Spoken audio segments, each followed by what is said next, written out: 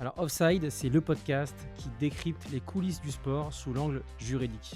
Que se cache-t-il derrière les grands événements sportifs qui vont façonner le monde sportif et ses acteurs? Comment comprendre des décisions, des actualités sportives? Comment comprendre certains thèmes du sport qu'on a l'habitude de lire dans les journaux? Nous allons évoquer des histoires rocambolesques de transferts, des contrats ayant défrayé la chronique, des affaires de dopage, des problématiques de droit TV, des litiges entre acteurs du sport et même des thèmes tels que les jeunes joueurs en centre de formation ou encore les agents sportifs. Chaque épisode plongera au cœur des enjeux juridiques qui impactent les sportifs, les clubs, les fédérations nationales et internationales. Nous laisserons tout d'abord la parole à nos invités qui sont triés sur le volet, puis tenterons de vous expliquer le plus simplement possible les dessous juridiques des sujets abordés. Ce podcast s'adresse à vous, passionnés de sport, que vous soyez acteur du sport, avocat, professionnel, étudiant en droit ou tout simplement fan de sport. Je suis Laurent Felous, avocat spécialiste du droit du sport et je vous souhaite la bienvenue dans votre nouveau rendez-vous Offside, là où le droit sort enfin du vestiaire. Aujourd'hui, dans Offside, nous avons le plaisir d'accueillir Mister Luis Ferrer, ancien joueur professionnel, recruteur, notamment au Paris Saint-Germain, ainsi que dans d'autres clubs, on va y revenir, et actuel agent sportif FIFA. Bonjour Luis, comment vas-tu? Bonjour, enchanté de m'avoir invité pour participer à cette... Pour moi, c'est quelque chose de très important. À quel titre? Parce qu'il faut en parler. Il faut. Ce monde juridique, il est un petit peu comme caché, mais c'est très, très important. Très important. Pour ce motif-là que j'ai accepté l'invitation. Et on t'en remercie, cher Luis. Merci beaucoup. Alors, si tu me le permets, nous allons commencer par retracer ton parcours. Tu es né le 2 avril 1975, donc pour ceux qui veulent faire un cadeau, vous avez la date, à La Boulée, dans la province de Córdoba, en Argentina. Voilà. Est-ce que l'accent est bon? Très bien. Parfait, merci. Tu commences ta carrière de joueur en 90 au Sporting Club La Boulée en tant que défenseur central. Tu continues ta formation dans le célèbre club de River Plate, où tu y remportes le championnat d'Argentine des U19 en 93, l'année du fameux titre de l'OM en Ligue des Champions. Bravo. En 95, la signature de ton premier contrat professionnel à Sarmiento. Et en 96, tu arrives en France au Grenoble Foot 38. Alors, tout d'abord, comment tu atterris en France, âgé seulement de 21 ans? C'est très simple. River Plate, c'était à l'époque, et c'est toujours un club formateur qui envoie des joueurs partout dans le monde. Et j'ai eu la chance d'atterrir dans ce pays magnifique. Pour une année, c'était le club de Grenoble. Et bon, malheureusement, ça n'a pas trop bien marché avec ce club de Grenoble parce qu'il y a eu des problèmes justement juridiques, des pots de bilan, on n'était pas payé. Donc, très mauvaise expérience la première année. Ah, ça commence mal, mais ça finit bien du coup. Mais ça finit. Et voilà. Pourquoi? Pour quelle raison? Ensuite, l'année suivante, grâce à Omar Da Fonseca, c'est plus que mon ami. Et imaginons de l'époque, c'est lui qui était à l'aéroport pour m'accueillir. C'était, je pense que c'était le mois de juin de 96. Imaginons de la relation d'amitié que nous avons. Et voilà. Et que tu as conservé? Que je conservais. On lui passe le bonjour. Bien sûr, je lui passe le bonjour. Et on joue au football toujours une fois par semaine. Je crois avec d'autres anciens footballeurs, je crois. Je suis sur tes réseaux. Voilà, on a la chance de pouvoir entretenir des relations. Le football, ça nous a permis cet lien très important. Ça reste un sport et ça reste une connexion forte entre... Tout à fait. Ensuite, j'ai fait Paris FC. Voilà, c'est ce que j'allais évoquer. Merci pour la transition. Donc, tu poursuis ta carrière en France de 98 à 2002, quand même 4 ans au Paris FC, récemment racheté notamment par la famille Arnaud. Que penses-tu de ce rachat? Très content. Vraiment, pour moi, c'est une très bonne nouvelle parce que c'est ce type de personnes, ce type de groupes, c'est un groupe qui viennent, qui vont faire monter les niveaux parce qu'ils vont donner une compétence. Et c'est ça mon point que je cible, ou le message à leur passer. Parce que c'est très bien d'arriver au club. Mais maintenant, le plus difficile, qui vont être les personnes pour gérer les quotidiens? Et c'est ça le vrai problème. Parce qu'on a déjà vu plusieurs groupes sérieux comme eux, ils sont très sérieux. Mais si on lui donne cet diamant ou cet produit, C'est un produit qu'il faut le faire marcher. C'est comme Bien une sûr. entreprise. Ouais. Si on ne sait pas les faire marcher, et là, c'est comme une Ferrari. On lui donne à quelqu'un une Ferrari, ne sait pas marcher, peut-être ça va aller contre le mur. Et là, c'est la même chose. Donc, mon conseil, simplement, très bonne nouvelle. Ouais. J'ai entendu que c'est Red Bull. Ouais. D'accord, mais Red Bull, ils ont quand même de l'expérience en la matière. L'expérience dans la matière. Il y a Jürgen Klopp aussi qui sera en charge du développement du football. Bien sûr. Mais là, c'est une autre chose. Parce que pour l'instant, ce n'est pas monté en Ligue 1. C'est la Ligue 2, le recrutement. Ce que c'est en France, c'est complètement différent. Voilà. Mais simplement, c'est là mon conseil, à mettre les bonnes personnes dans les bons lieux. On apprécie le conseil et on le transmettra en haut lieu, du coup, aux principaux décideurs. Merci, Luis. Donc, on reprend le fil de ta carrière. En 99, sur le point de signer, du coup, en Écosse, si je ne me trompe pas. Oui. Ça n'aboutit pas pour des raisons peut-être juridiques. Est-ce que tu peux m'en dire un petit peu plus et me dire de manière plus générale, parce que c'est ce que j'ai cru comprendre du fait de ta nationalité argentine, est-ce que ta nationalité argentine a été un frein au cours de ta carrière? Belle question. Et tout à fait, c'était ça. Malheureusement, je n'avais que la nationalité d'Argentine à ce moment-là. Donc, il y avait à l'époque des places extracommunautaires.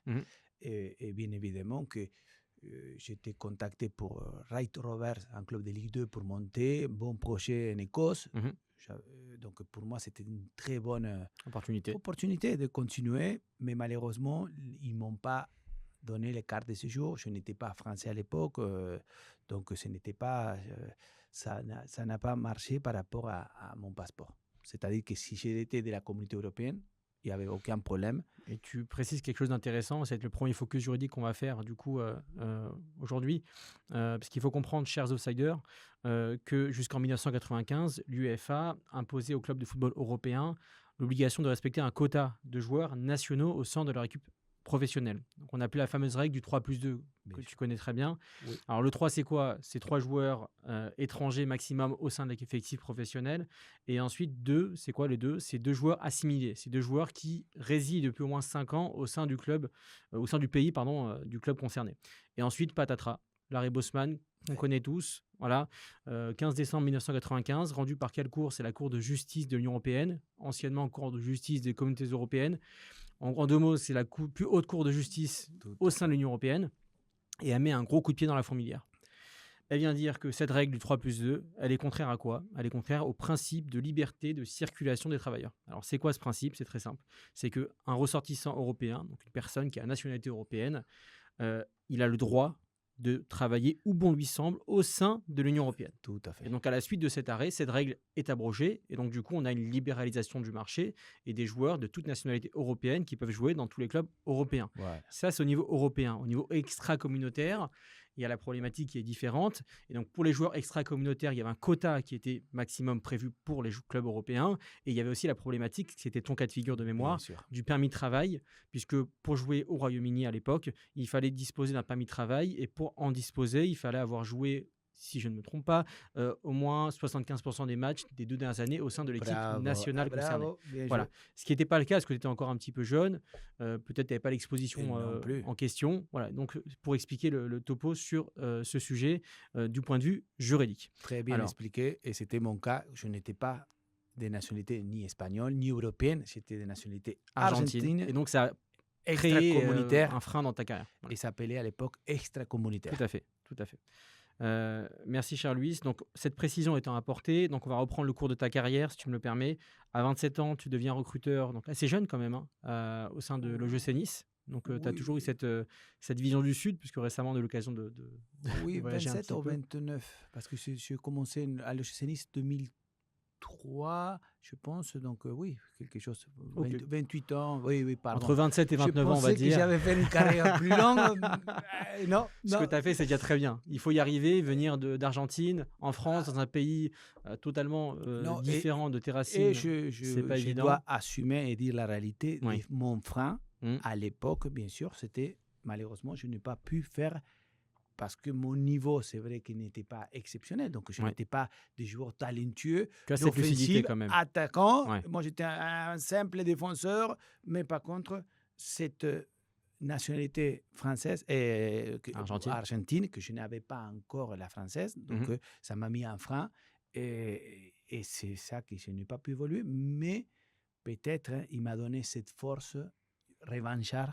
C'est-à-dire que je n'ai pas pu faire cette carrière comme je souhaitais. Et je me suis vraiment lancé au niveau du club. Et voilà la chance que j'ai eue de commencer en 2003 avec le GC Nice, la première année. Et ensuite, tu es parti à l'AS Saint-Etienne. Encore une fois, avec Omar Da Fonseca. Encore Omar Da Fonseca, qui est le fil conducteur de ta carrière, je pense. Et encore une fois, il me relance dans ses bancs. Et qu'on a eu une année fantastique. Hein. Bon, c'était lui le directeur sportif. Hein. Ouais. J'étais son adjoint, on va dire. Ouais. Donc, on a fait des recrutements exceptionnels. Avec Omar, hein, bien évidemment. À la Saint-Etienne, tu recrutes de mémoire quand même Blaise Matuidi, Blaisou pour les intimes, et Dimitri Payet, qui a fait une extraordinaire carrière. Il y a eu, bien sûr, c'est pour ça que si on va à l'époque, on ne va pas non plus aujourd'hui, ce n'est pas pour se jeter des fleurs, comme on dit, mais on a fait une équipe avec Omar, très bonne équipe, et même on a fait venir al Flaco Pastore, Javier Pastore. Tout à fait. Bon, on va y arriver justement à cette partie-là de ta carrière, puisque après le GC Nice, tu as l'AS Saint-Etienne. Après l'AS Saint-Etienne, tu as le Paris Saint-Germain, de 2009 à 2020, donc pendant près de 11 ans quand même. Et pendant ces 10 années-là, tu vas finalement recruter des gros joueurs tels que Pastore, Di Maria, Cavani. Il y a eu aussi d'autres joueurs. Et je voulais faire un petit focus sur notamment un joueur argentin, Lo Celso, en 2016. Tu recrutes De Rosario au Paris Saint-Germain pour 10 millions d'euros. À l'époque, c'est un joueur argentin, jeune joueur, un petit peu dans ta situation que tu as connue en tant que jeune joueur. Sur quels critères tu te fondais en fait pour t'assurer qu'un jeune joueur argentin était en mesure de pouvoir percer au plus haut niveau en France, puisque toi-même, tu avais cet historique, ce background d'ancien joueur qui venait d'Argentine. Est-ce que tu avais des critères pour décider, lui, il a la possibilité de percer ou non? C'est une première chose. Et plus généralement, dans ce genre de cas de figure, vu que tu as toi-même rencontré des difficultés quand tu étais joueur, est-ce qu'en tant que recruteur, tu as rencontré des difficultés juridiques en recrutant des jeunes joueurs qui venaient d'Amérique du Sud de manière générale? Bien sûr. Bon, d'abord, pour revenir à Lo Celso, Giovanni Lo Celso, les jours de ma venue chez lui pour le rencontrer personnellement, la première chose que son papa me montre, c'était passeport italien également. Donc, il me montre passeport donc, tout de suite, argentin, tu vois, et de suite, ça te parle tout de suite. Ça me dit, là, ce n'est pas qu'il est... parce que souvent, on te dit oui, et on a le dossier pour l'avoir, mais ça, c'est... Et là, c'est du concret. Donc là, la première signe. La deuxième signal, c'est pour ces motifs que j'ai fait les déplacements. C'est pour ces motifs-là que j'y vais à la maison voir l'endroit familial, pour voir le concept, l'éducation. Ici, pour la France, hein, si c'est l'Espagne, l'Italie, c'est pas pareil. Portugal, c'est pas pareil. En France, il faut quand même être prêt de la tête. Ce n'est pas que le football et son talent. Son pied gauche, il n'y a rien à dire. On l'avait vu, on le sentait. C'est ça l'idée, c'est qu'au-delà de l'aspect footballistique, il y a d'autres aspects à prendre en compte. Et tous ces côtés-là, comme je dis toujours, 50% c'est talent qu'on te donne, mais l'autre 50% c'est mental. Qu'est-ce qu'il a lui dans la tête, quelle éducation il a eue, et voilà. Et là, encore une fois, c'est devenu ces rencontres familiales chez lui à Rosario. Il m'a permis d'être à 100%, de monter ces dossiers pour qu'ils soient validés. À l'époque, c'était Olivier Letton, le président, le directeur sportif. Donc, c'est lui qui a validé.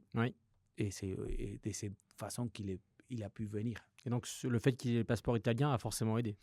Également, parce qu'il n'allait pas occuper une place. Parce qu'il y a toujours quand même de joueurs extra-communautaires. Tout à fait. Bien sûr. Merci, Louise. Donc, juste pour nos chers outsiders, on va faire un petit focus rapide sur les transferts. Donc, du coup, au niveau international, avant de parler du niveau international, parler du transfert en lui-même, c'est quoi un transfert? Tu sais bien, c'est une opération lorsqu'un joueur dispose d'un contrat en cours. Le club qui veut acquérir le joueur va racheter les années restantes du contrat. Il ne va pas acheter le joueur, il va juste acheter les années restantes du contrat. Et on parle de convention de transfert lorsqu'il y a un contrat qui est encore en cours entre le club cédant et le joueur. D'accord ? Dans ce cas de figure, on parle de convention de transfert et donc d'opération de transfert.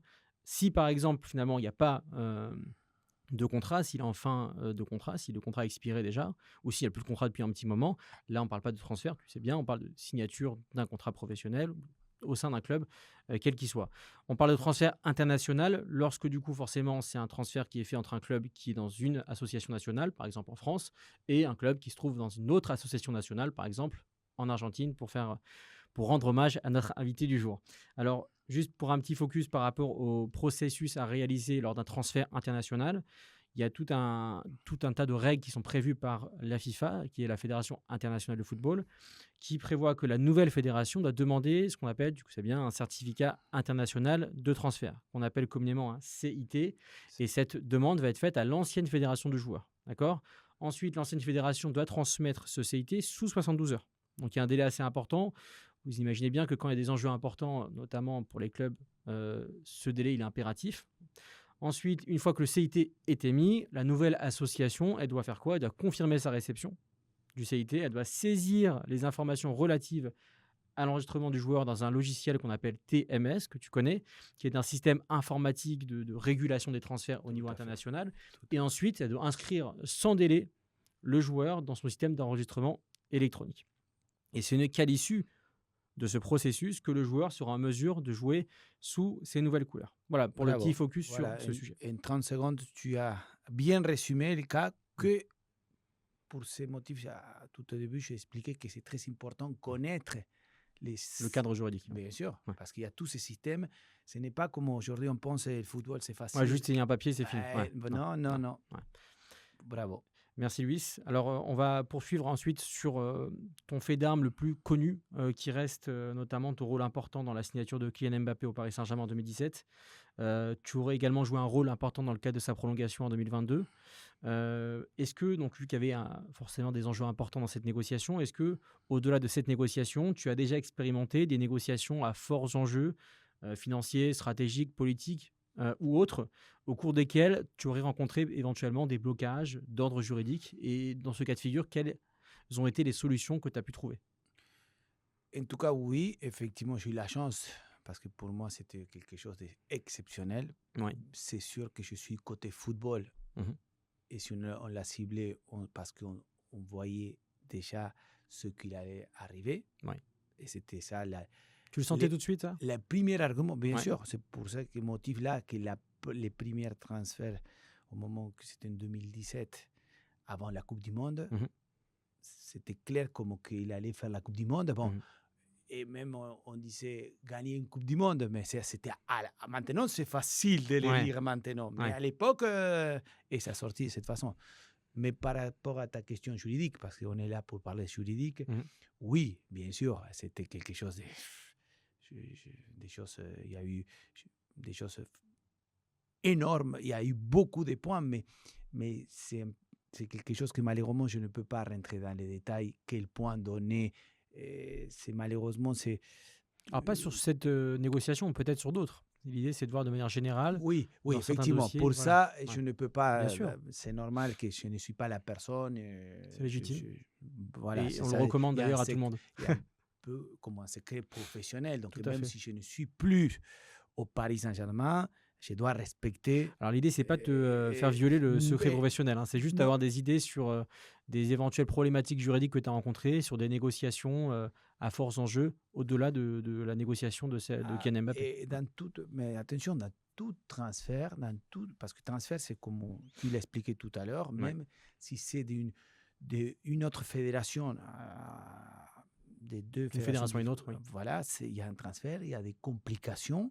Et c'est là où même moi, je suis quelqu'un du football, je dois faire appel au service juridique pour qu'ils m'aident dans certains. Je reconnais que je suis bien aconsellé. Nous avons la chance, nous deux, que nous occupons d'un joueur de Monaco, effectivement. Donc, c'est la preuve que tout seul, je ne peux pas maîtriser tout ce que c'est ces mondes-là. Oui. C'est un monde très, très complexe qu'il faut être bien accompagné. Oui. Et pour ces motifs-là, que je trouve qu'il faut un service juridique à tes côtés. Donc ça, c'est mon idée. Mon idée, non. C'est ma vision et mon expérience. Oui. Il faut un équilibre. C'est-à-dire que, je suis du football, oui, bien sûr, mais il y a le côté juridique que je ne maîtrise pas. Oui. donc je dois me faire accompagner. C'est tout. Tout à fait. Donc, et pour ces motifs-là, on donne toutes ces... Après, nous, on a les idées pour... Je vais être très clair. Hein, les joueurs, on sait très bien... Un exemple, les joueurs, pour signer un joueur, s'il est à 6 mois de son contrat, oui, on peut... Si par exemple, un joueur aujourd'hui, qu'il est en fin de contrat 30 juin 2025, on a le droit de signer dès maintenant. Parce que c'est 6 mois, c'est la loi. Bon. Mais qu'est-ce qui se passe quand on est les mois de septembre? On n'est pas encore à 6 mois et on doit les bloquer. Donc, toutes ces petites astuces, comment on fait tout à fait. pour les bloquer et les signer? Voilà pourquoi, et nous, on a travaillé justement dans un dossier à part de ça, et qu'avec toi, Laurent, on a pu débloquer et on a trouvé les astuces. C'est pour ça que c'est des choses qu'on travaille ensemble. Je te remercie pour la publicité pour les avocats. Et je vais faire la même chose, je vais te rendre l'appareil avec les agents, puisque maintenant, désormais, donc, comme j'expliquais tout à l'heure, tu as créé ton agence sportive en 2020, qui s'appelle LF 360. D'ailleurs, on a les mêmes initiales, donc si je veux une reconversion, c'est tout trouvé. Plus sérieusement, qu'est-ce qui t'a incité à créer cette agence? Très simple. Ma passion du football, elle est intacte. Ça, c'était quelque chose que je l'ai dedans depuis que je suis né. C'est le football. On m'a piqué. J'ai eu la chance de faire footballeur. J'étais dans le club. Et il me manquait la 3e. Donc, j'ai la 3 casquettes. Si j'ai cette 3e, c'était... Il te reste une 4e dans les instances aussi. Non, là, j'assume. Ça y est. Non, t'arrêtes après? Non, ça y est. J'ai fait les 3. Et c'était... C'est déjà pas mal. Voilà, c'était comme moi un objectif. D'avoir passé 11 ans au Paris Saint-Germain, d'avoir vu tout. L'envers du décor. Quelque chose. C'est pour ça que je remercie le Paris Saint-Germain à vie. Et c'est même Alain Roche, la personne qui m'a fait venir, qui m'a recruté pour qu'il vienne accompagner la cellule de recrutement. C'est grâce à lui que j'ai atterri avant avec l'ancienne direction, l'ancien propriétaire. Et ensuite, j'ai eu la chance de rester 11 ans. Tu es arrivé en 2009, avant même que le Qatari arrive. Voilà, c'est ça. Tu as senti une différence entre... Énorme différence. Énorme. À quel niveau? Économique. Quelques exemples concrets dans le fonctionnement quotidien. Bien sûr, on avait une enveloppe avec Alain Roche, Antoine Comboiré à l'époque. On devait décider si on amenait un gardien libre, c'était Duchesse à l'époque, Nicolas Duchesse, à l'époque de Rennes, ou si on amenait un gardien qu'on devait payer, qui s'appelle Ospina de Nice. Mais si on payait ces gardiens Ospina de Nice, on n'avait pas l'argent pour dépenser dans ces milieux offensifs qu'on avait la chance de c'était Néné. Qui a fait une très belle carrière au PSG. Voilà. Et donc, on a dû choisir un gardien libre. Pour pouvoir recruter un milieu offensif. Pour recruter un milieu offensif et mettre de l'argent là.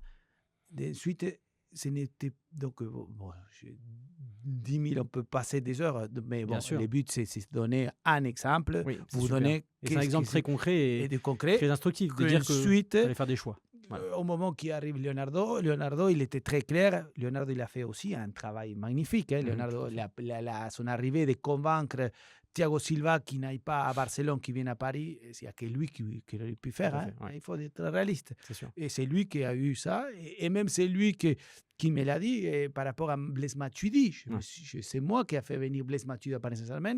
Mais moi, c'était parce que l'effet qu'il a donné à Saint-Étienne. Ces personnes, c'est un joueur collectif, un état d'esprit. Une mentalité exceptionnelle. Et c'est là que je répète, et cette anecdote, c'est lui-même, Leonardo, qui me dit,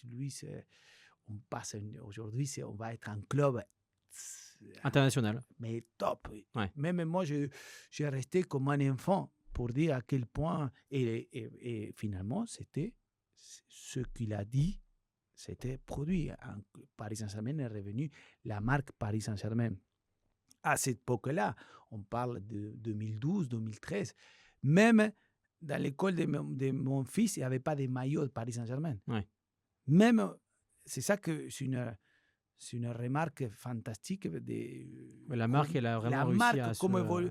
On ne parle même pas. Si, imaginez-vous que même à l'école de mon fils à Paris, il n'y avait pas le maillot Paris Saint-Germain, il y avait de tous les clubs, Mais pas Paris. Mais pas Paris.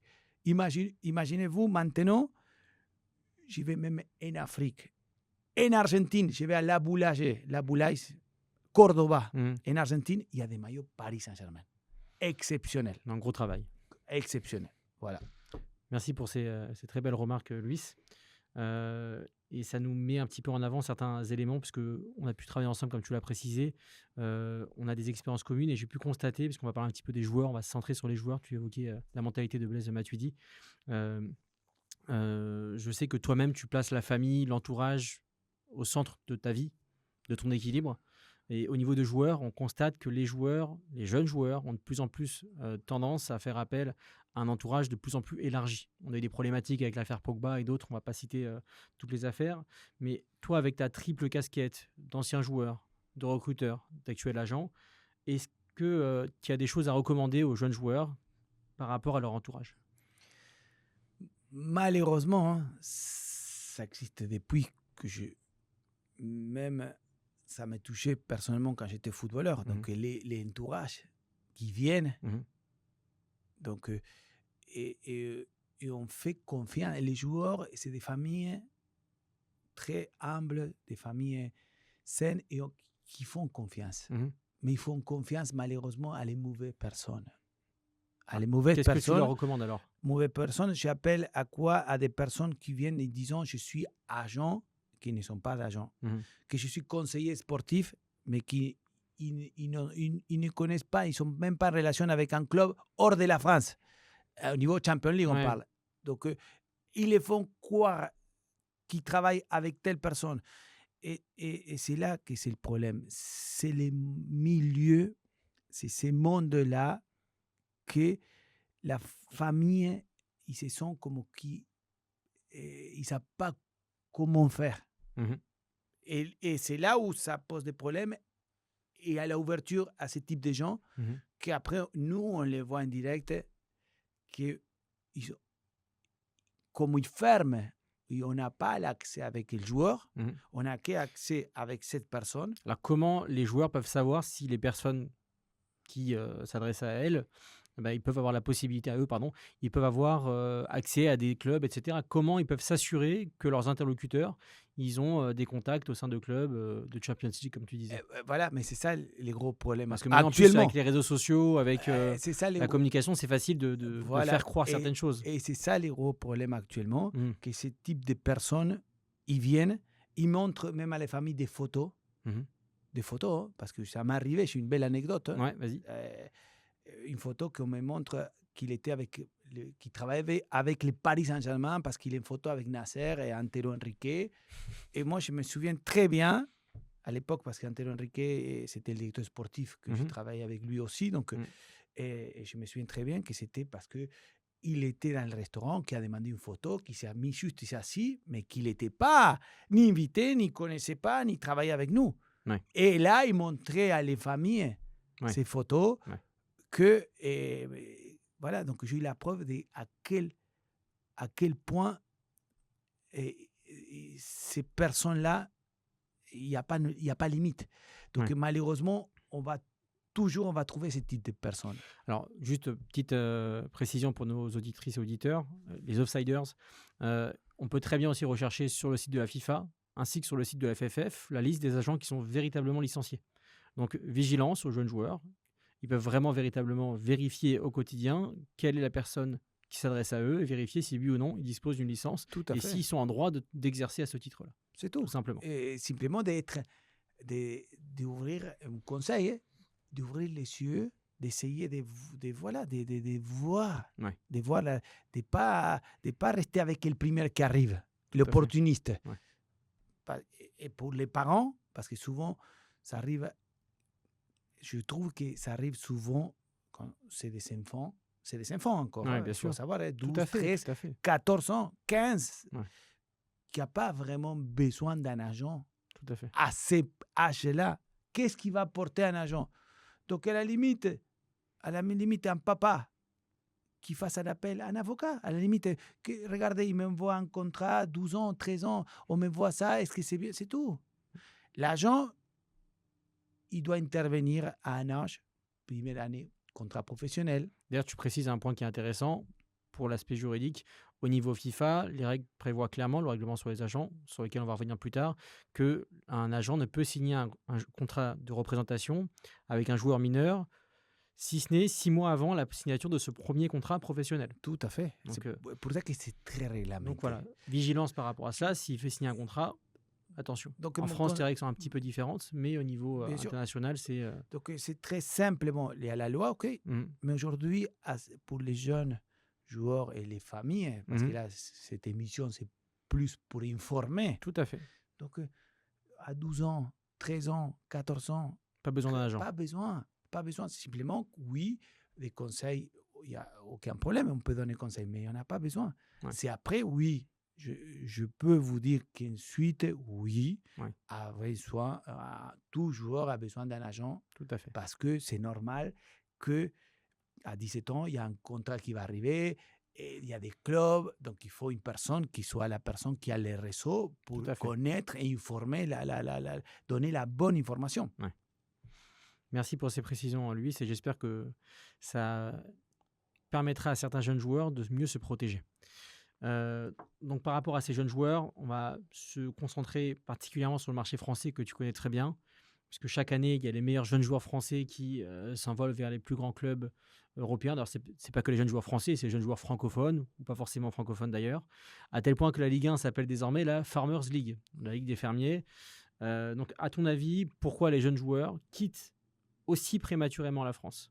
Est-ce que c'est seulement une question d'argent ou est-ce que c'est une question d'infrastructure, d'exposition médiatique? Qu'est-ce qui est différent en fait à l'étranger?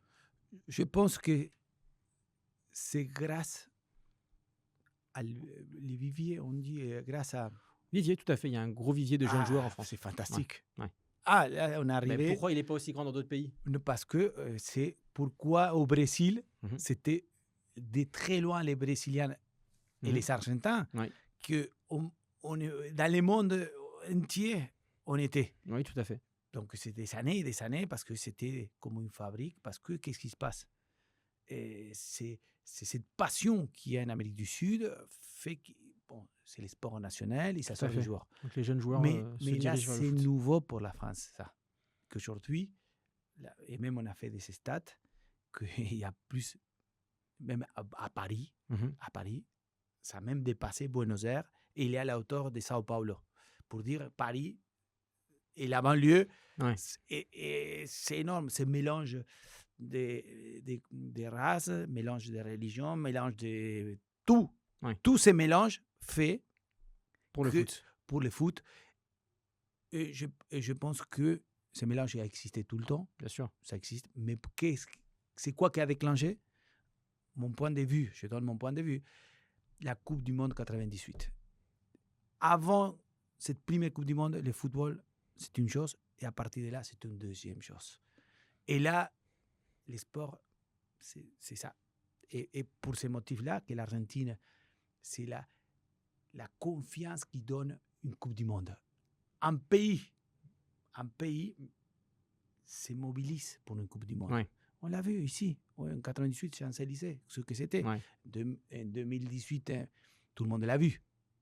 Oui, tout à fait. Donc, moi, j'étais présent, j'étais ici déjà à Paris et j'ai pu voir cet échange. Cette évolution. Pour ce motif-là, pour répondre à ta question, il y a tellement de joueurs qui maintenant ils commencent à sortir. Tout à fait. Et les centres de formation se sont saturés. Ils veulent que les meilleurs. Mais ceux qui restent en amateur sont bons aussi. Donc, ils ont largement la place pour partir. Même, attention, même en Italie. Même des clubs de Serie A. Serie A, ils recrutent un club des amateurs. Il y a eu plusieurs cas. On a plusieurs cas qui sont partis. On a eu hier soir en Champions League les clubs de PSV. Bon, un joueur qui n'est même pas passé par un centre de formation. C'était un joueur amateur qui est passé directement professionnel. Au professionnel. C'est un cas qui est rare désormais. Je pourrais, tout à l'heure, on va donner le nom exact avec l'information exacte pour donner cet exemple. Ça reste un cas quand même assez particulier et du coup, ça me permet de faire une petite transition intéressante. Tu as parlé des centres de formation. J'aimerais faire un petit topo pour nos offsiders sur l'aspect juridique des centres de formation et des contrats qui sont proposés en la matière. Parce que comment fonctionne la formation en France? Il y a différents types de contrats. Lorsque le joueur entre en centre de formation, tu sais qu'il y a d'abord le contrat apprenti, tu as le contrat aspirant, tu as le contrat stagiaire pro, tu as le contrat élite, un peu plus rare. Et ces contrats sont conditionnés notamment à l'âge du joueur en question. D'accord? Et là où ça score, c'est qu'en fait, certes, déjà, tu as la première étape qui est de rentrer dans un centre de formation, ce qui n'est pas évident, ce qui a une concurrence très importante. Tu as des critères qui sont prédéfinis par les clubs en fonction de leur politique sportive et d'autres critères également. Et le fait est qu'il n'y a que 14% des joueurs qui rentrent en centre de formation qui vont signer à l'issue de leur cursus un contrat professionnel. Qu'est-ce que ça t'inspire? 14%. Ce que je viens de parler tout à l'heure, il y a peu de joueurs dans le sens que finalement ils passent par la grande porte. Il y a beaucoup de monde qui reste. Pourquoi? Est-ce que c'est parce qu'il y a un problème mental? Est-ce que c'est parce qu'ils sont trop sollicités dès leur plus jeune âge? Non, parce et du coup, ils perdent un petit peu de fil, leur objectif, et ils perdent un petit peu leur capacité, où ils n'arrivent pas à aller au-delà de leur seul talent, comme tu le disais? Mon point de vue, pourquoi il y a peu de joueurs qui passent arrivent à le groupe professionnel, là, on parle de confirmés, parce que le niveau aussi, il est haut. Tout à fait. Il n'y a pas trop la place, il n'y a que un, deux qui peuvent passer, parce qu'après, même l'entraîneur, il lui donne la place à un ou deux. Mais il y a tellement, les entraîneurs, ils ont tellement une pression de gagner que les jeunes, c'est à long terme. Et là, il n'y a pas, les entraîneurs, ils ne sont pas à long terme. C'est là où j'appelle la compétence du directeur sportif, la direction sportive, à imposer, à ne pas faire manger pour un entraîneur qu'il a besoin des résultats, il met tous des joueurs de 30 ans et qui ne veut pas donner la chance à les jeunes. Et c'est là, et heureusement en France aujourd'hui, il y a cette conscience, il y a cet espace pour les jeunes. Alors, est-ce que c'est pas parce qu'ils n'ont pas beaucoup de moyens aussi? C'est aussi une réalité économique. Et c'est toujours le football, c'est la... Forcément, toujours. Voilà. Mais moi, je veux juste te répondre pourquoi il y a autant des enfants qui restent dans la nature. Et des joueurs, on va dire. Donc le fait est que voilà, il y a des exigences très élevées et ensuite il n'y a pas beaucoup de place en équipe professionnelle, tout simplement. Et pour ces motifs-là, qu'après, ils peuvent aller ailleurs. C'est ce qu'on va évoquer d'ailleurs. Avant de parler donc de ceux qui partent, l'idée c'est de savoir qu'il y a des moyens dont les clubs disposent pour se protéger et pour protéger aussi les intérêts des joueurs forcément. On va en évoquer brièvement quelques-uns. On a ce qu'on appelle l'ANS, l'accord de non-sollicitation, qu'on peut signer dès l'âge de 13 ans. Donc le club, par cet accord-là, s'engage à proposer un contrat au joueur dès lors qu'il sera en âge de pouvoir le signer. Et du coup, si le club ne propose pas de contrat à cet âge-là, il doit, comme sanction, payer le salaire qui aurait dû être versé au titre de ce contrat. Donc, ce n'est pas négligeable. Et le joueur, s'il ne respecte pas son engagement, lui aussi peut avoir une sanction qui n'est pas négligeable, parce qu'il pourrait ne pas s'engager dans un autre club pendant une durée de 3 ans. Alors, on parle bien de choses théoriques, mais c'est des choses qui sont intéressantes au niveau national. Au niveau international, c'est quelque chose qui est beaucoup moins usité et beaucoup moins utile. Oui, parce qu'au niveau international, moins de 16 ans, c'est interdiction. Tout à fait, exactement. Donc, et c'est en Europe. Et si c'est hors de l'Europe, c'est 18 ans. Merci pour ces précisions, Luis. D'autres rapides mécanismes importants qu'il faut préciser, on a l'obligation de signer un contrat professionnel dans son club formateur lorsqu'à la dernière année de formation, le club propose un contrat avant le 30 avril de l'année en question. Ça, c'est la première chose. Le contrat, il est d'une durée maximale de 3 ans. Oui, à ce jour, le premier contrat professionnel. Il y a une réforme qui a été adoptée en 2022, mais qui n'est pas encore entrée en vigueur, qui est de dire qu'il y aurait un contrat de 3 ans plus première année, plus une deuxième année en option obligatoire lorsque les joueurs signent ce contrat-là à 16 et 17 ans, mais ce n'est pas encore en vigueur. Ce n'est pas encore, et c'est la France. C'est seulement la France. Seulement que la France encore. C'est pour ça que j'ai encore, chaque fédération maintient ses règlements internes comme c'est. Tout à fait. Et c'est peut-être un sujet aussi, parce que le problème d'harmonisation aussi des différents régimes, tôt ou tard, il pose un problème. Mais bien sûr. Et des obstacles juridiques. Bien sûr. Ensuite, on a un autre sujet qui est intéressant, c'est les indemnités de formation. Donc, on a l'indemnité de formation et ce qu'on appelle le mécanisme de solidarité au niveau international, d'accord ? On l'a au niveau national, on l'a aussi au niveau international. Comme on s'est un petit peu concentré sur l'aspect national, on va juste faire un petit topo au niveau international. Au niveau international, tu as l'indemnité de formation que tu connais, c'est pour les joueurs qui sont formés au sein d'un club, d'accord ? Et qui vont signer à l'étranger avant un certain âge. Ils vont pouvoir disposer, le club formateur, d'une indemnité de formation qui sera indexée en fonction du nombre d'années au sein du club formateur. Tout à fait. D'accord ? Et en fait, le montant, il va être indexé selon la catégorie du centre de formation du club au sein duquel il va signer. Donc, s'il signe au Real Madrid, qui est le centre de formation en catégorie 1, d'accord ? Dans ce cas de figure, c'est une année de formation, c'était 90 000 € de mémoire. 90 000 €. Donc, Oui. ça veut dire que s'il est resté 4 ans au sein de son club formateur, du coup, ça va être 90 000 x 4. Voilà. Très bien. OK. Donc ça, c'est l'indemnité de formation. Ensuite, il y a différentes catégories. Catégorie 1, c'est 90. Catégorie 2, c'est 60 000. Catégorie 3, c'est 30 000. Et catégorie 4, c'est 10 000. Voilà. Donc, en fonction des clubs qui vont éventuellement acquérir le joueur, le montant va être forcément différent. Bien sûr. Ça, c'est le règlement FIFA. Tout à fait. Je parle bien au niveau international, c'est ce que j'ai Bravo. précisé. Au niveau ensuite international, il y a un deuxième point qui est le mécanisme de solidarité qui permet à un club, lorsque le joueur va éventuellement être transféré dans le cadre de sa carrière, Voilà. le club formateur va percevoir ce qu'on appelle un mécanisme de solidarité. Bien précisé parce que c'est qu'un cas de transfert international. Tout à fait. Et c'est d'ailleurs la raison pour laquelle l'AS Bondy, à l'époque, n'avait pas perçu de mécanisme de solidarité lorsque Kylian Mbappé avait signé au Paris Saint-Germain. Au niveau national, il a pu percevoir un montant, mais lui, à l'époque, quand il signe au Paris Saint-Germain plutôt qu'à au Real Madrid, vous imaginez bien, et tu imagines bien que les enjeux étaient importants pour le club formateur. Donc, par rapport à ce mécanisme, pour finir là-dessus, donc il y a un montant qui est indexé entre 12 et 15 ans, c'est 0,25% par année de formation. Oui. Okay, 0,25% du montant total du transfert. Et après, c'est 0,5% par année de formation du montant du transfert. Voilà, pour ces petites précisions sur ces mécanismes qui permettent de protéger un petit peu les intérêts des clubs formateurs face aux mastodontes, on va dire, internationaux lorsqu'ils vont recruter des jeunes joueurs en France. Alors, sur cette logique-là, toi, tu as côtoyé des jeunes joueurs en formation depuis plus de 20 ans. Selon toi, quels outils pourrait-on prévoir pour tous les acteurs, pour les clubs, pour les joueurs, pour le football français de manière générale ? Qu'est-ce qu'on pourrait mettre en place pour protéger au mieux les intérêts du football français ? C'est vrai que c'est très délicat parce que c'est effectivement un sujet sensible. Mais bien sûr, parce qu'on n'arrive pas à mettre un processus que ça marche partout. Là, en principe, ce que tu viens de dire, c'est en train de marcher dans toutes les fédérations. C'est-à-dire que c'est en train de marcher. Mais ça, c'est que à ce niveau-là, quand il y a un transfert, solidarité, nous, ça nous arrivait à chaque fois qu'on faisait un transfert. Je donne un exemple. Paredes au Paris Saint-Germain, on l'achète, il joue en Russie, dans une équipe de Zénith Saint-Pétersbourg en Russie. Donc, il y a eu un transfert et automatiquement, ce joueur, il était formé à Boca Juniors. Donc, c'est normal qu'il y a un montant qui doit être reversé au Boca Juniors. Donc là, on parle de niveau international. Tout à fait. Donc là, c'est même Paris Saint-Germain c'est-à-dire que ça va être dans les systèmes de transfert, automatiquement, ça se fait les montants par rapport à ce que c'est déclaré. Donc, tout est automatique. Bon, là, on est bien.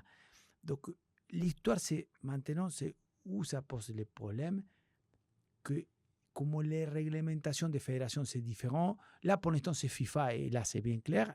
Mais après, il y a beaucoup de choses à améliorer. Mais bien sûr, qu'il y a beaucoup. Et c'est pour ça que tout ce que ça touche côté juridique, la réglementation, il faut connaître. Oui, bien sûr. Il n'y a pas une autre... Mais il y a beaucoup de choses. Mais c'est pour ça que c'est très important d'informer, de connaître la réalité. Au moins ce qu'on a aujourd'hui. Après, la question, qu'est-ce qu'on pourrait faire de mieux ?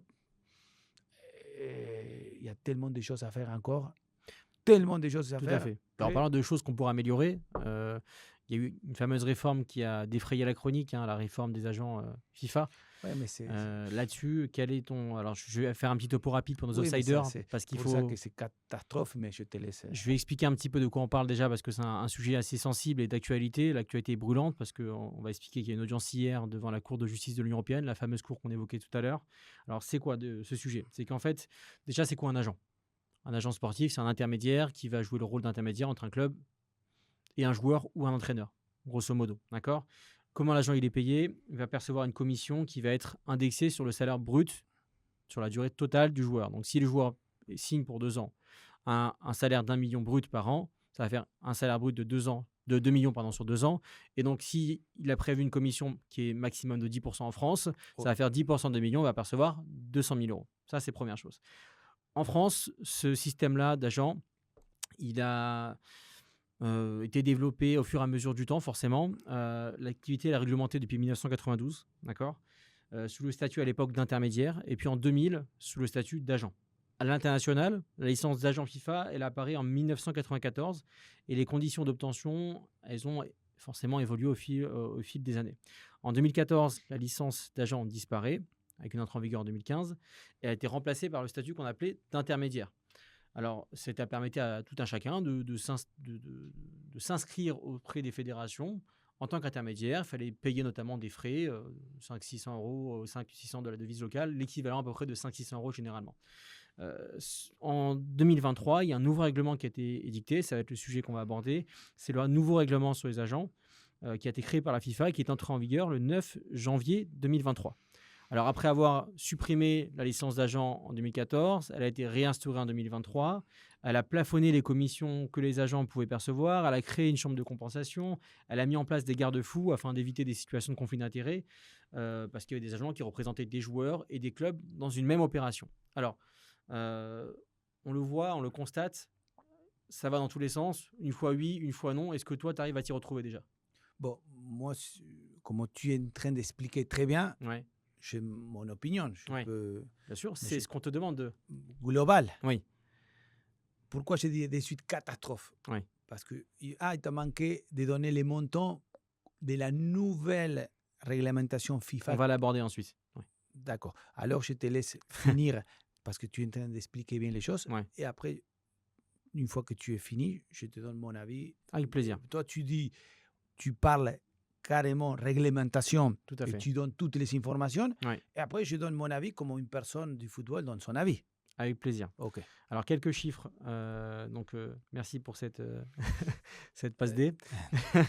Donc, quelques chiffres concernant le montant des commissions d'agents pour mieux comprendre en fait l'enjeu de ce sujet. En 2023, le montant des commissions perçues au niveau international, c'est 889,5 millions de dollars. Alors qu'en 2013, il s'est levé seulement ce montant à 239 millions.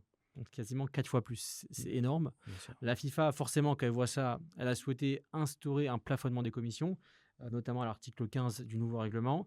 Et donc, pour la négociation d'un contrat de travail, un agent, désormais, pourrait percevoir, j'utilise le conditionnel parce qu'il y a un sujet qu'on va aborder, 5% du salaire du joueur si le salaire est inférieur à 200 000 dollars et 3% du salaire si le salaire est supérieur à 200 000 dollars. Là, c'est pour une négociation d'un contrat de travail. Si on négocie un transfert, qu'on évoquait tout à l'heure, la question du transfert, là, dans ce cas de figure, il pourrait percevoir, lorsque l'agent représente le club qui est vendeur, il pourrait percevoir 10% maximum de l'indemnité de transfert. Alors maintenant que tu as ces chiffres-là, qu'est-ce que tu penses de cette réforme? Est-ce que tu penses qu'elle est nécessaire? Est-ce que c'est, selon toi, le meilleur système? Voilà, tu as donné les plafonds de la commission. Je ne les ai pas tous donnés parce que c'est long, mais l'idée, c'est de rendre les choses beaucoup plus pratiques et concrètes. 2,5 du salaire du joueur. 3%. 3% à partir de 200 000. Tout à fait. Je ne sais pas si tu le... J'ai dit 5% quand c'est inférieur à 200 000 et 3% quand c'est supérieur à 200 000. Voilà. C'est pour ça que c'est très important de prendre des notes de ça. Oui. Pourquoi? Je vais donner mon avis encore, et là maintenant, ça y est. C'est pour ça que tu es là, mon cher Luis. Catastrophe. Pourquoi c'est catastrophe? Ça a le mérite d'être clair. Non, mais parce que, regardez, je Pourquoi? donne les arguments. Oui. Parce que c'est facile de critiquer, mais les arguments, et c'est ça que les gens, il faut être mouillé pour connaître. Je vais vous expliquer. Pourquoi en France, ils ont fait bien les choses? Il faut passer la licence FFF, et ils l'ont mis à 10%. Que soit tout réglementé. Et là, une fois que tout est réglementé, passer la licence FFF, c'est passer comme d'être avocat. Je vais vous dire, moi, dans ma société, j'ai essayé de la passer, mais je vous répète, comme je disais au départ, ce n'est pas mon point fort juridique. Je n'étais pas capable de la obtenir parce que ce n'est pas que football, c'est vraiment juridique et des choses très loin. Donc, j'ai eu la chance.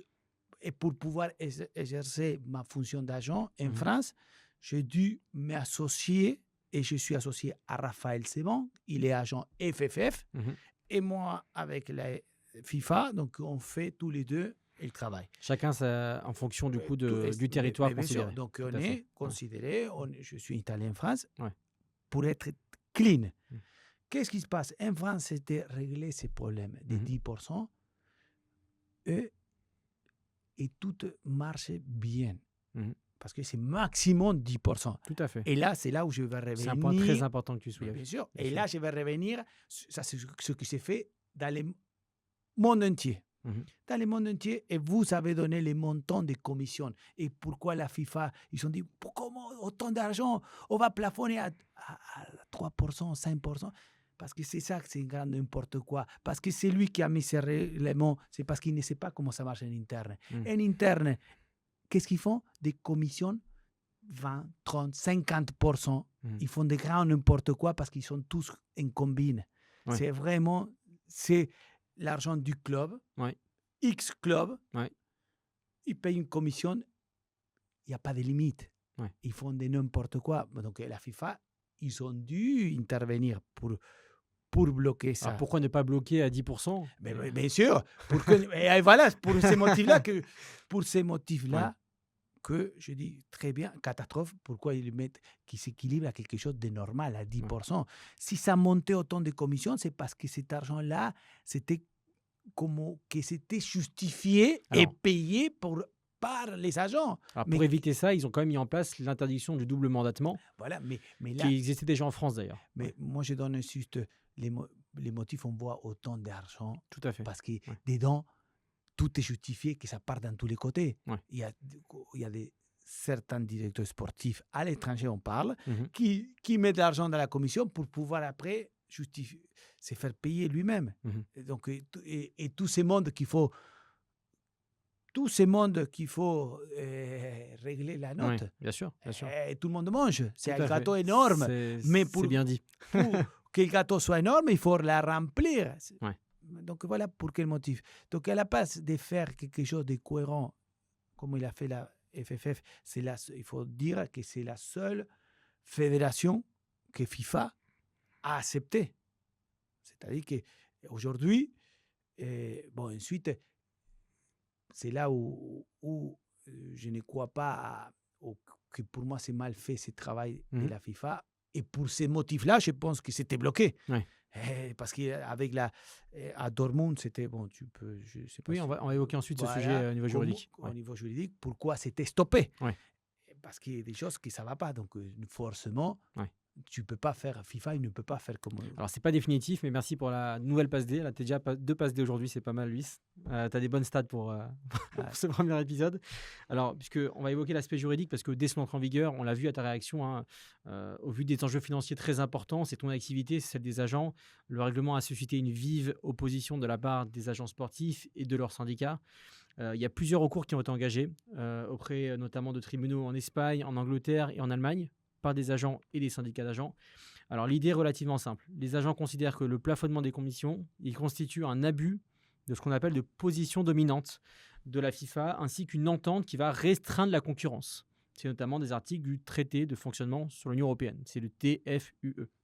Et ensuite, le deuxième point principal, c'est de dire que la réforme porte atteinte à la possibilité pour un agent de proposer librement les services d'intermédiaire au sein de l'Union européenne. Alors, c'est la raison pour laquelle, comme tu l'expliquais tout à l'heure, le 30 décembre 2023, on a le tribunal de Dortmund qui a prononcé la suspension. Donc, c'est à ce stade une seule suspension de nombreuses dispositions qui sont contestées, notamment celles des commissions. Et c'est la raison pour laquelle également, dans le cas d'une autre affaire qui a été portée cette fois-ci devant le tribunal de Mayence, il y a une audience qui s'est tenue d'ailleurs hier, donc le 12 février, il y a une question préjudicielle qui a été posée à la Cour de justice de l'Union européenne. Alors c'est quoi une question préjudicielle? Parce que bon, c'est pas forcément quelque chose qu'on a l'habitude d'entendre. C'est une juridiction nationale, typiquement le tribunal de Mayence, mais ça aurait pu être le tribunal judiciaire de Nanterre ou de Paris, qui est saisi d'une affaire. On lui dit, voilà, j'ai telle problématique avec telle personne, telle société. Et en fait, ça touche à un manquement au droit européen. Là, typiquement, c'est un manquement à une disposition du droit européen. Et bien, dans ce cas de figure, le tribunal, il peut poser une question, on appelle ça une question préjudicielle, à l'Union européenne, à la Cour de justice de l'Union européenne, qui va ensuite rendre une décision pour dire si oui ou non il y a bien un manquement. Et c'est le cas de figure qui s'est produit dans le cadre de cette affaire-là. Donc il y a eu ces questions-là qui ont été posées à la Cour de justice de l'Union européenne. Les plaidoiries ont lieu hier, et donc on aura une décision prochainement. Et la Cour de justice de l'Union européenne va se prononcer et dire si oui ou non ces dispositions du nouveau règlement sur les agents sont conformes ou non au droit européen. D'ailleurs, on ne manquera pas de vous en tenir informé. Alors, Louise, pour finir sur ce sujet, on doute forcément que la principale préoccupation des agents, certes, c'est l'intérêt des joueurs qu'ils représentent, mais aussi cette question de plafonnement des commissions, comme tu l'as dit. Les enjeux sont importants. La FIFA, elle justifie sa démarche en considérant que ça permet de garantir un marché qui serait plus juste. Est-ce que toi, tu penses véritablement, de manière concrète, que cette réforme permet de réellement limiter les abus et de garantir un marché plus juste? Et si ce n'est pas le cas, concrètement, qu'est-ce que tu proposes? Concrètement, même alors de copier ce que la FFF a fait. Oui. Et simplement avoir une harmonie à même international. Oui. Que tout le monde harmonie et que tout le monde connaisse les règles du jeu. Oui. Ah, tu fais une belle pub à la FFF. Hein. Et pourtant, je ne suis pas agent FFF, mais je suis, on va mais dire... tu reconnais le bien fondé de leur démarche. Bien sûr, Ouais. au moins qu'ils soient clean. Ouais. Au contraire, bon, c'est vrai que c'est un peu, j'assume que je suis football et je ne suis pas juridique. C'est là que c'est un système. Tu connais tes forces. Mais voilà, donc, mais simplement, je souhaite qu'il soit quelque chose de clair pour tout le monde. Ouais. Parce qu'aujourd'hui, ce n'est pas clair. Ouais. Et c'est là où c'est dommage. Parce que le football, c'est un jeu à la base. C'est quelque chose c'est simple. Pourquoi compliquer les choses? Et de mettre une réglementation, bien sûr, parce qu'il faut les règlements. Il faut un cadre. Il faut un cadre, c'est normal. À sûr. partir du moment où l'argent qui génère le football, c'est énorme. Et c'est ça que je respecte beaucoup, les supporters, la passion. C'est OK, nous, on est dedans, mais il faut respecter ces supporters qui vont au stade. Ouais. C'est ça qu'il faut... Donc, tu veux remettre le fan, le spectateur, au cœur du projet football. Mais c'est normal qu'ils donnent un peu... parce que c'est eux, aujourd'hui on vit dans un monde que, regardez ce qui se passe avec les droits télé, comment les supporters, ils doivent s'abonner à 2, 3 pour... je vois donc le curseur ne doit pas être l'enjeu financier, mais le spectateur. Les spectateurs, on les complique la vie, le supporter, on les complique la vie. Revenir aux fondamentaux. Mais moi je trouve de faire des choses plus simples. Et, vous voyez, bon, ça c'est ma vision. C'est pour ça que je suis pour. C'est pour ça que tu es là. On veut entendre ta vision. Pour faire les choses plus simples.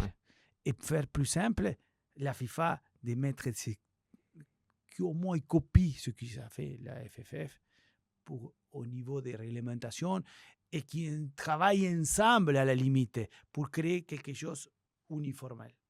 Mais bon, en espérant qu'un jour ça arrive. Hein.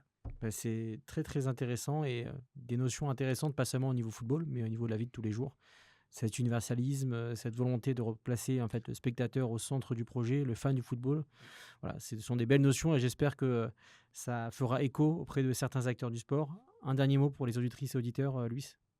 Non, merci à les supporters, c'est tout. Parce que ceux qui nous ont écoutés pendant tout ce temps-là, parce qu'ils sont vraiment les passionnés, ceux qui aiment le football, que ça les intéresse. Donc, merci à eux. Parce que si on est là, c'est pour donner des explications, de donner des réponses à souvent qui ne savent pas tous ces sujets-là. Nous, parce qu'on est dedans. Et le plus important, c'est pour les parents de ces jeunes de 11, 12, 13, 14, 15 ans. S'il vous plaît, tranquille. Comme on dit, calme. Il ne faut pas partir chercher des agents, des conseillers, des créer... Parce qu'à la fin, on a vu combien de jeunes, des enfants, qu'à la fin, ils s'arrêtent le football. Donc, on fait que du mal. Il faut laisser faire les choses tranquilles. Et aujourd'hui, en France, il y a, si le joueur, si le jeune, si l'adolescent, il est bon, il va jouer. Ne vous inquiétez pas. Ce n'est pas un agent qui va vous faire la carrière. Non, c'est le joueur qui fait sa carrière. Mais bien sûr. C'est simple. OK.